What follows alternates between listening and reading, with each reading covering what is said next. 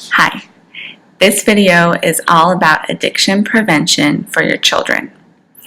I've had a lot of questions from clients, people who know I'm a therapist, or even just friends, family who ask me all the time, like, how can I prevent my kids from becoming addicted to something? How can I prevent them from falling into that trap and that spiral? And just recently at the park with some friends, one of my girlfriends who has 3 very young boys was expressing this fear. And it occurred to me, kind of obvious, it's obvious maybe, but it occurred to me that this needs to be put out there for people to just find, that you don't have to wait until you're at a park date with your friend who happens to be a therapist, or even get into some sort of professional's office, but just look it up, and here it is. I want to offer it to help you feel educated and empowered, especially as parents. So I'm going to refer to some notes, which is why I'm going to kind of like look around, but I'm still here. I'm not hanging out.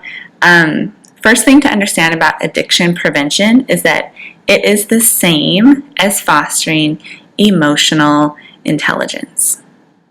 What is emotional intelligence? And emotional intelligence is the ability to both know how you feel and express it to somebody else.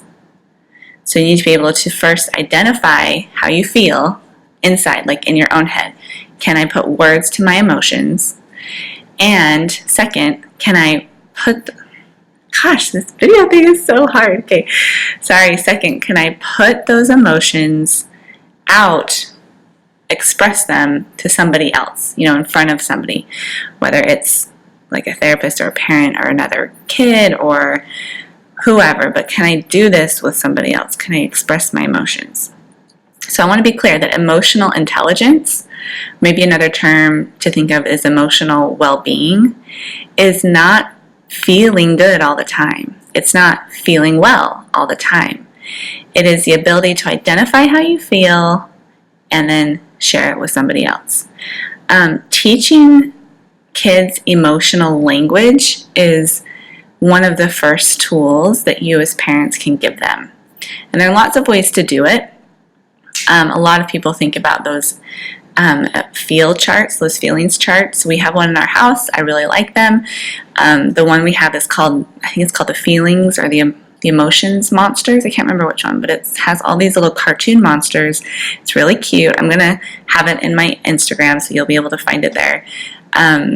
But it's fun, and my boys and my daughter, who's 2, they all really love it. They like to look at it and kind of laugh at the silly ones and talk about everything, and we use it every once in a while, and it's available all the time for, hey, let's figure out how you feel if they're wanting to find a word for something that they don't understand. I just like to have it out. I think setting that atmosphere of this is okay to talk about, this is okay to be curious about, this is a safe place to bring this stuff up is a really important tone for the family home. Another way to help them teach or learn, to help teach your kids emotional language is for you to use emotional language. And it's not just another way, this is actually the best way for your kids to learn how to handle their emotions and talk about them and be emotionally intelligent, is by watching you do that all day, every day. And if they don't ever hear you say, I'm really upset, they won't ever know that it's okay to use the phrase, I'm really upset. If they don't hear you say, that really hurt my feelings, or I'm really angry, or this, I'm so grateful, this makes me so happy. If they don't hear you talk about that with emotional words, they're much less likely to grow into using emotional language themselves. Being an example and letting them see you handle all emotions, so not just the happy ones or the positive ones, but handling all emotions, is, again, one of the best ways to show them how to be emotionally intelligent. So maybe you're really good at expressing gratitude, maybe you're really good at expressing joy, maybe you're really good at having fun with your kids and telling them this is so fun. That's great, that's awesome. Really only half the battle, because there's a whole nother flip side to our emotional well-being, which is processing negative emotions and being intelligent about our negative feelings. I heard somewhere, I think on a podcast from a life coach recently, that when we track human emotional experience, it always tends to fall to about 50-50 positive negative. So we are designed, and it's normal to feel negative and experience negative emotions about half of the time of our existence, like day to day. So if we're awake for 12 hours or 18 hours, that's 6 or 9 hours where we're feeling something negative. Now, of course, that's in like the perfect day. 50-50 means over a lifespan. So there are probably days where it's more like 15, 16 hours, you're feeling really rotten. And there are other days where 15, 16, 17 hours, you're feeling really great, and it's a lot of joy and gratitude. So it depends on the day and the circumstance, of course. It's not going to break down to 50-50 every minute or every hour or every day or even every week or every year. But over a lifespan, it's about 50-50 based on this research that I heard cited. That being said, when we only pay attention to our positive emotions and only articulate our positive emotions, we are neglecting half of our emotional lives, half of our emotional selves. When we do that as parents in front of our kids, that teaches them by example. We don't talk about negative emotions. We don't talk about hard feelings. We don't put words to half of our emotional experience. And they are forced then to develop different coping skills. And different coping skills can be maybe stuffing them down, sometimes stuffing them down with processes like food or technology. And technology is a breeding ground for adulthood addictions. So being a good example and letting your kids see you handle difficult negative emotions as well as your positive, kind of more fun to experience emotions is the best way to show them that you actually or how to actually be emotionally intelligent. A really good example of how to do this. This is something my husband and I try to practice. It's really, really hard and it's uncomfortable, but it's way more uncomfortable for the adults than it is for the kids, like most emotional stuff. That's because of all these stories we have in our heads and all these kind of taboos and narratives that run through us and dominate our thoughts when it comes to emotional stuff. But this one thing that my husband and I strive to do is let our kids see us work through a problem with each other. Another word for it is like a fight or a disagreement. Let them see us work through it from the beginning, through the middle, through the end. So many times, and I definitely fell into this trap, and I know lots and lots of parents do, we think it's scary for kids to see their parents fighting. It's scary for them to know that things are rocky sometimes, so we hide it. I think, was it in The Simpsons, maybe, the cartoon where the parents would go into the car to fight so that the kids would be in the house, parents would go into the car in the driveway to have their fights.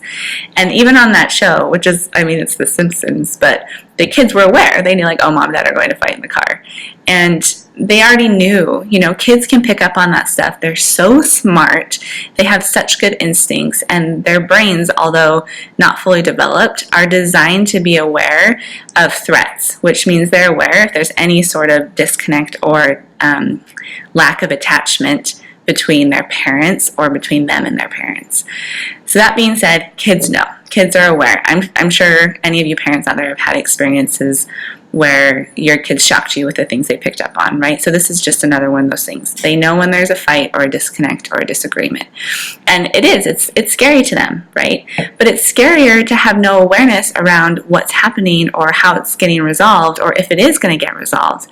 That's really, really scary for kids, because if they don't know what's going on, then they're just on hyper alert and hyper vigilant and not sure what's going to happen to their family or to them. So, letting your kids see you work through beginning, middle, and end of a disagreement or a fight. Now, of course, with appropriate levels of details and sharing based on the situation, what the content of the fight is, and your kids' ages. So, for example, it's probably not a good idea to have your kids sit in on a conversation about, like, your sex life with your spouse. No, probably not, right? But it is important for them to understand that when mom and dad are in a bad spot, they can work through it and come back together, and even use it as an opportunity to create a deeper, stronger bond. So an example might be, my husband and I will have these kinds of like little things where he'll throw out an idea about, hey, I was thinking about doing this with the kids, and I was like, well, newsflash, I already have plans, and I've been with them all day, and we are in a groove, and this is something that we've been planning on. Like, you want to take them out? Fine, but I guess we'll just do whatever you want, and I'll kind of get into that attitude. And sometimes, it's because he's legitimately being inconsiderate. Most of the time, it's because I'm stressed out or tired or, kind of feeling burned by other circumstances in my life, and it's not really about him. So when that happens, usually my husband is the one to kind of be like, well, I'm sorry, well, okay. And then I kind of will, backtrack and say something like, okay, I'm sorry. We made these plans, we have everything all set, and, you swooping in and interrupting things was just throwing me off, but it was more because it's 6 o'clock at the end of a long day, and everyone's hungry, and it's hot in here because I've been cooking over the stove, and it's 120 degrees in the middle of summer in Las Vegas, so sorry. And then he'll say, okay, yeah, it's okay, like, are you all right? And I'm like, yeah. And we do that on purpose in the moment, A, because it's a lot less painful than letting it stew for hours, but B, and maybe even most importantly, our kids are there, they're in the kitchen, and our oldest, they all pay attention, but our oldest especially has this like look on his face, where you can see, oh, okay, he's really, really into this, and he really is paying attention to how this goes. And of course they all do, but we really want to make sure that they see that it's okay to have conflict, that it's okay to annoy the people that are in your family or annoy your spouse. It's okay in close relationships to have misunderstandings and to even lash out and then come back together. It's okay to get off track because you can always get back on track. So with those little examples, we try to really be good stewards and good models of emotional intelligence for our children. Another thing that's really important that gets a lot of use, I think, is giving your children tools other than verbal language. Now, I have done this so much with my kids. I know I did it as a nanny when I was in college, and I've heard, probably hundreds of other parents use it just kind of out and about. This phrase to kids that when they're upset or when they are feeling something emotional, we want to tell them to use your words. I've said that a lot to my kids. Use your words. Tell me what's going on. And we're kind of, in doing that, holding our children to the standards of adulthood. We're assuming that they have the language for whatever they're feeling. We're assuming that they have the courage to say it out loud. We're assuming that they feel safe enough to say it out loud. So it's all of these assumptions and really unfair standards that we're holding our children to when we say, use your words, use your words. And usually it's like that, with that kind of like, come on, just tell me what's wrong. Tell me what you need. So what I always try to think about, and again, I'm not perfect at this, but I always try to think about with my own kids is kind of getting on their terms or on their turf and getting at their level. All kids love to play. And I remember this quote, I can't remember where it's from, probably, a training or a class or something, but the quote that children's work is play, that their job is to play, because that's how they first experience the world around them and then make sense of the world around them. An example of this that I love is from when my boys, who are now almost 7 and 5, but when they were a little bit younger and they saw Bambi for the first time. This is a couple of years ago, and my oldest was telling me about it because I wasn't with him when he saw it. I think he was with his grandparents, and was telling me about it, and he got out toys, and he said, this is the hunter, and this is the mama deer, and this is the baby deer, and that's Bambi, and then here are the other animals, and now the animals are going to be a team, and they're going to fight against the hunter. He was making up this scenario, which in the real world would never happen, right? But like Bambi in the real world doesn't happen, because animals don't hang out and communicate the way to do. But there is hunting, right? And there are deer that are killed and babies left behind. And my son, it really resonated with him, and he wasn't saying, "Mom, that movie was so scary, I need to talk about it," or "I was really upset and I don't want to ever watch that movie again," or "I'm really angry about the hunter," or "I think the hunter was a bad guy." It was more, let's talk about Bambi and work through this in this play situation. And he gave me different roles, and we were on the couch, we were on the shelves, we were kind of moving all over the place, recreating and really creating a new narrative around Bambi and safety and mothers not being separated from their children, and all of this stuff that, of course, resonated with him as a 4 or 5-year-old, but he couldn't put language to. Now, for me, I could probably put some language to that, right? I could probably say that's really frightening, and it's really scary, and it's not okay, and it's unfair, and there's all these things that don't make sense about it, and I hope that never happens to you and me, and you and I, we have a different kind of world, and we have a lot of protection, and we're really safe, all these things that really shouldn't affect our lives, right? And I can logic myself out of that fear, and I can also articulate the emotional experience that might come along with having watched Bambi, right? My 4-year-old, 5-year-old, 6-year-old, even 7, 8, 9, 10, 11, they may not be able to do that for various reasons. Boys especially get held accountable to this language idea that they need to use their words. When research shows that boys don't develop their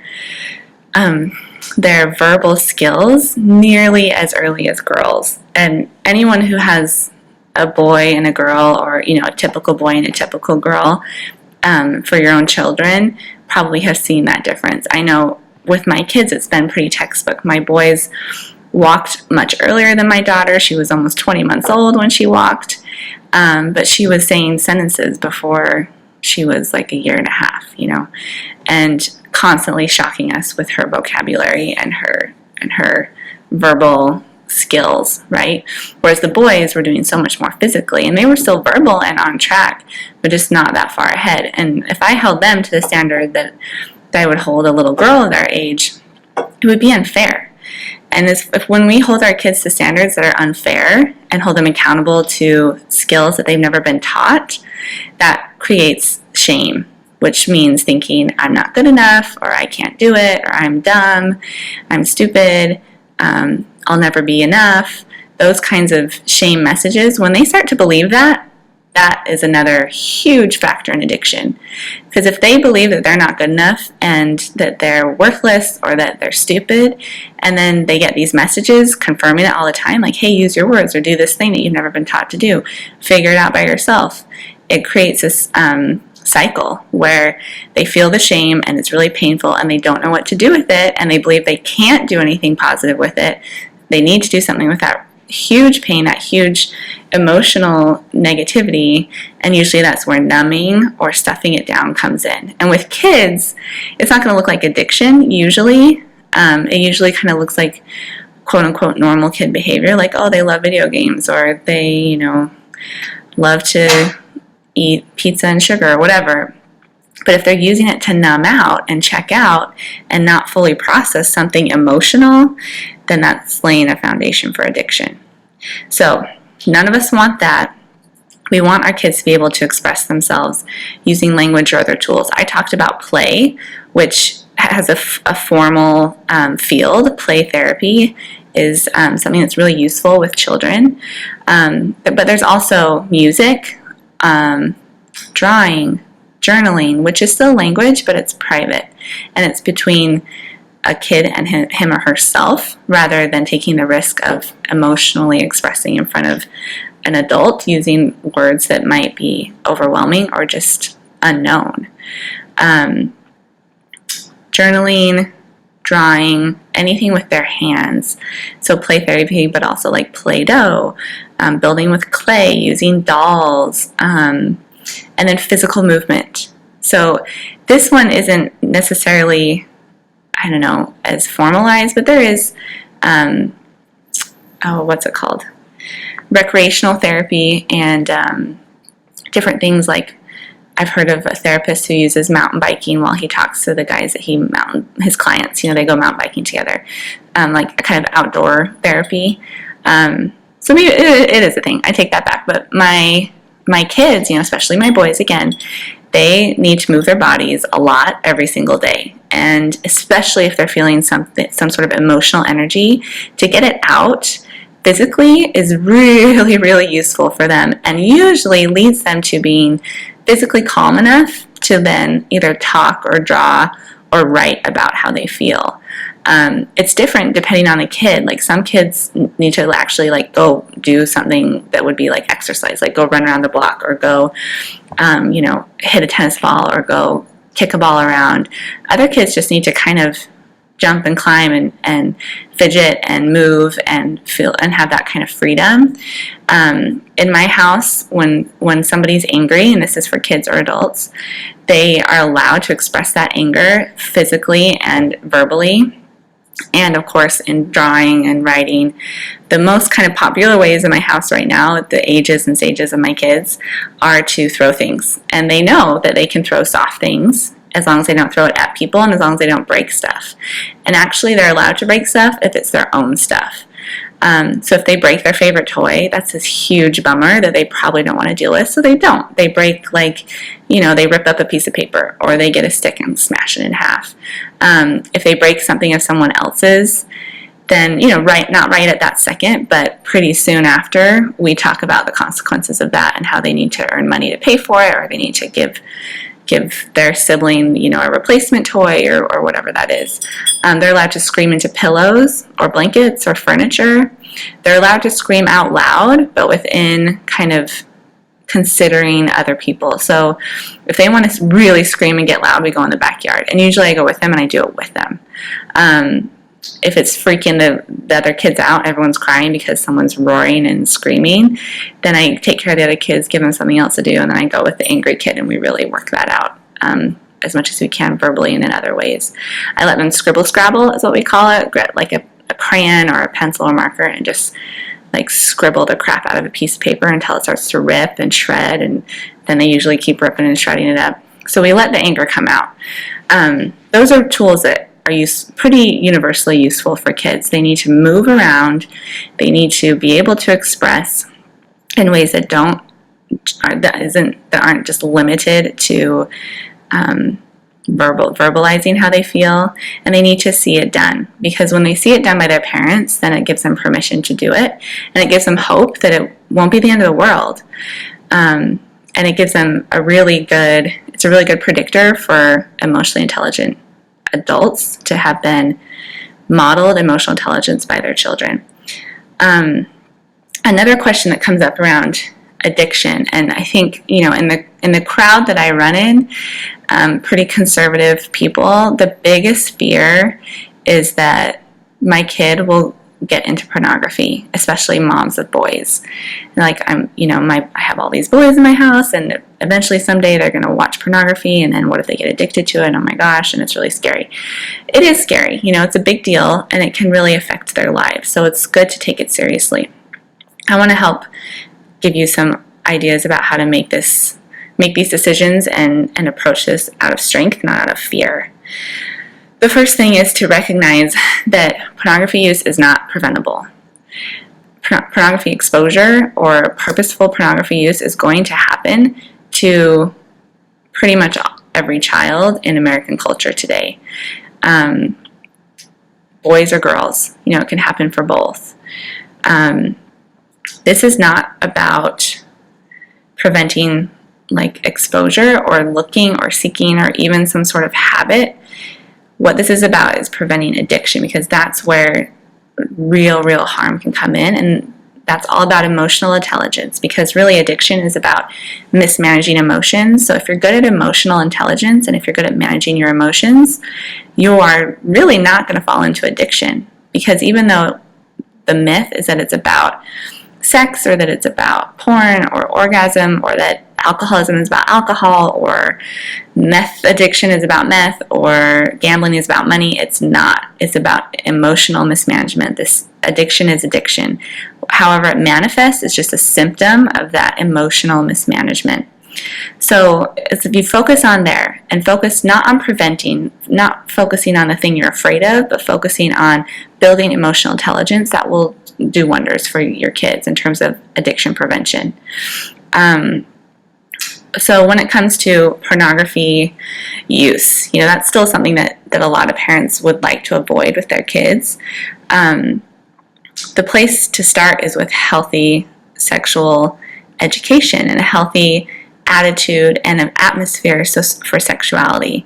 You've probably all heard this, but from day one with your newborn babies, you use the proper anatomical terms for body parts.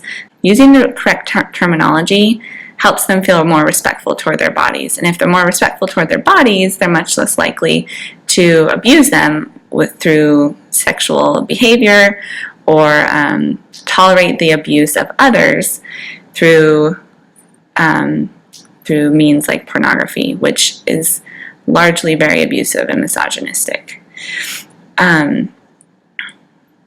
Also use the proper names as they get older. Use the proper names for sex acts. Talking about sexual intercourse. For example, my 5-year-old, well, he was 4 at the time, he wanted to know where babies come from. And I told him, dads have sperm in their bodies, moms have eggs, dads give the mom sperm, they come together and they make a baby, and it's really cool, and all these cells grow, and we made it like a scientific thing. When he asked, well, how does the dad give the mom the sperm, he put his shoulder next to mine and said, is it like do you like hook up to each other? And at first I was like, because I didn't want to tell him that the dad puts his penis in the mom's vagina, but I just kind of panicked, and I was like, yeah, and I kind of left it at that. But of course, within days, I knew, like, I have to go back to this. The therapist in my head was like, you can't do this to him. He's going to have it so wrong. And I told some of my colleagues, and they were like, yeah, you got to go back and fix that. So I went back to him, nervous as all get out, but I said to him, remember when you asked me about where babies come from, and you asked how the sperm gets to the mom's egg, and you asked if they kind of hooked up, and he was like, yeah, he was super curious, and he'd been, I think, kind of wondering more about it. I said, it's actually not like shoulder to shoulder, it's private part to private part, and he knows what private parts are because from day one we had used that kind of terminology. And I said, the dad puts his penis in the wife's vagina. And he said, what? And he knew exactly what a penis was. He knew what a vagina was because we've been using the correct terminology his entire life. And he's like, how? Like, when does that happen? And he was just curious, like, oh my gosh, this is so crazy. And he said, I've never seen you do that. When do you and Dad do that? And I said, it's something that's pretty private because it has to do with private parts. So it happens when it's just the two of us alone. And he was like, that's really interesting. Remember, he was 4. That's really interesting. And I was like, do you have any more questions? And I think he got distracted and just kind of went off on his life, But ever since then, every once in a while, it comes up that babies come when dads put their penises in their wife's vagina. And sometimes with friends, he'll say that. Once my second son said something about wanting to have 1 million babies when he grows up. And I said, you know what? When you are a grown-up and you're married, you just got to talk to whoever you're married to, and you guys decide how many babies you want to have. And you get to choose because you'll be an adult. You get to choose. And from the other room, my oldest shouted, yeah, you just got to put your penis in your wife's vagina, and then you can have 1 million babies. So they have no shame about it. They have no embarrassment about it. I laugh about it. I was really embarrassed to go there with him. It felt like he was too young, that, I wasn't ready, like my husband wasn't around, I didn't want to do it, and I kind of chickened out. But then when I came back around, he was ready, and he wanted to talk, and he has had curiosity about it since then. And, I'm so so just glad that we laid that foundation of appropriate terms for bodies and sex acts. And he knows, at some point he asked me what it's called, and I told him it's called sex, which is short for sexual intercourse. I think he asked a little bit about what those words mean and then kind of got bored with it and moved on. But that's the point, is that this is not like a sit-down talk. This is not, going for a drive, just you and mom and dad and getting told about the birds and the bees. This is a real ongoing conversation, just like anything else. Like my husband is a pilot, and my kids ask him all the time, how do different things work, and how does a plane fly, and how did you learn how to be a pilot, and what made you want to be a pilot? But that wasn't like a 10-minute intense conversation. That's been, here and there over time. And they have short attention spans, kids. They don't want to sit and learn something beginning to end, all the details in one sitting. They need to be curious and then play and kind of figure it out and move around and make sense of it and be able to come back to it. Having the safety within your relationship and within your home that your kid can just bring it up and shout from the other room about penises and vaginas is a really essential way for them to build, again, that respect, not only for their own bodies and for the human body in general, but for the sex act, for sexual intercourse, and any other sex acts that they may be curious about. So that when they are exposed, so again, it's not if, but when they are exposed to pornography, they'll be able to tell the difference between the fantasy and the fakeness that is pornography and the reality of what sex is meant to be and what its purpose is. Odds are that these kids are not going to be having sexual experiences before they are exposed to pornography. And again, it's not if they're exposed, it's when. The research shows that the average age of exposure is somewhere between 9 and 11 years old. So even if we say it's on the high end of that research, 11 or maybe 12 or 13, most kids aren't having sexual contact with other people by that age. And if they are, that's something else to address, and that's, a whole nother kind of trauma-focused road to go down, and they'll need special attention for that.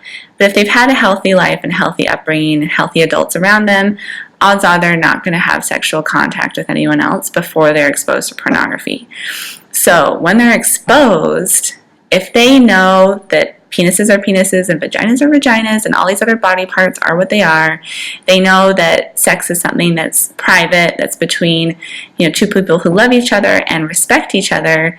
When they see porn, which is very disrespectful, especially of women, which is not private because it's a video that's on the internet or it's a picture in a magazine that anyone can go and see, and they're using all these other terms for these respected body parts, they're going to be really confused, and they're going to know this is not matched with what I've been taught. And if they have emotional intelligence and know how to identify, this feels icky, this feels gross, this feels wrong, I don't like this is upsetting to me, this is scary to me, and maybe this is kind of interesting and I'm curious, but I don't like it, but it's still hard to not watch it, or it's hard to not be curious about it, or I have questions about it, I'm interested in this. All of that are very, very normal reactions and appropriate reactions to exposure to pornography for a kid. If they have emotional intelligence and can identify all of that, and remember the second half of emotional intelligence, bring it to somebody else, they can reach out for connection around that emotional experience, odds are they'll come to you. They'll come to their mom or their dad and say, God, this thing came up on the computer and it's crazy and weird, and I saw a penis and I saw a vagina and there were things happening and this is so gross. And they might be crying, they might be upset, they might be embarrassed, they might be afraid they're going to get into trouble, but they're talking about it to you. And then your response at that initial revelation is critical. You saying, it's okay. It's okay that you saw that. It's okay that you're scared about it. It's okay that you're curious about it. You know what? It's okay if you even kind of sat and watched it for a couple extra minutes or a couple extra seconds. It's okay because it's about something that's pretty special. And of course, you're going to be curious about the special thing that from our conversations happens between adults and happens between mom and dad, but this is not the same as sex. This is a fantasy. This is something that's been construed to make you feel all these things so that you keep coming back to it.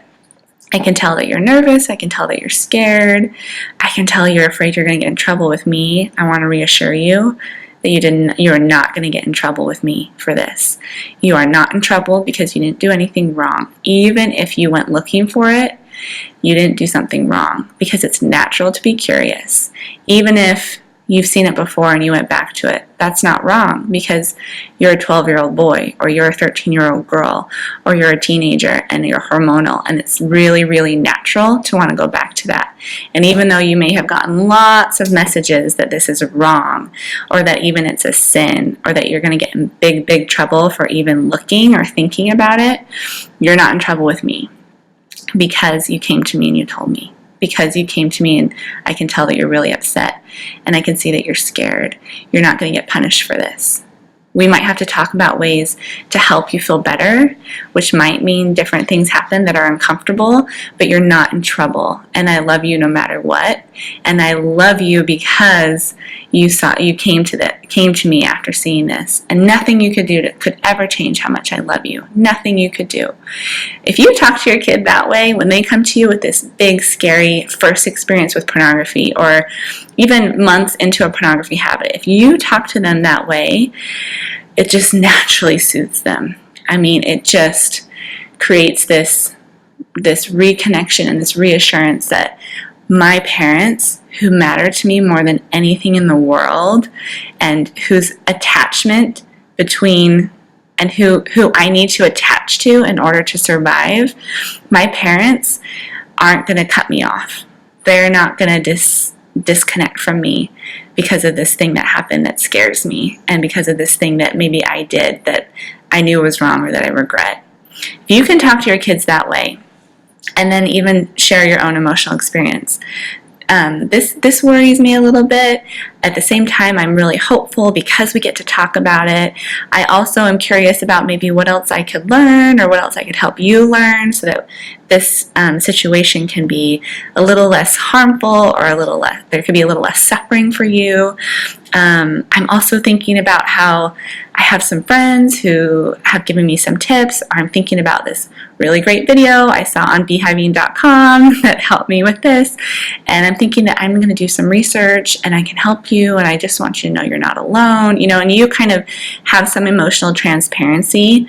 And there may be anger too, like, yeah, I'm a little angry that this happened, but I don't think I'm angry at you. I think I'm angry at pornography, and I'm angry at the internet, and I'm angry at your friends who showed it to you, and I'm angry at the people who make those pornographic movies, and share some of that experience, so that when you're saying, I'm not mad, it's fine, I'm not angry, but they're reading your face and your body language and feeling all that rage energy coming out from you, that you're not creating that dissonance, that you're being honest and congruent, but that it's in that kind of emotionally grounded way.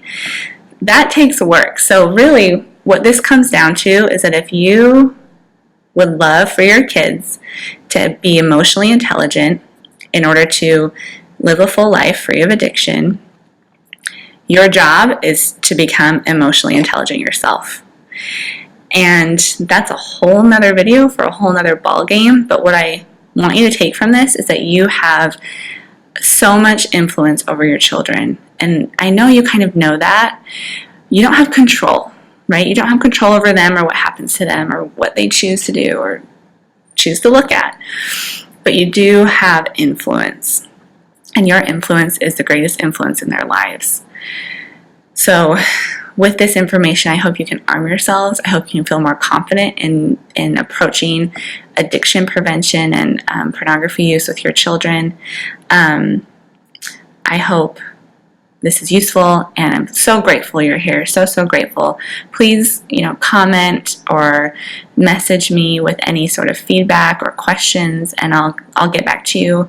I promise. I love hearing from you. Thank you for being here.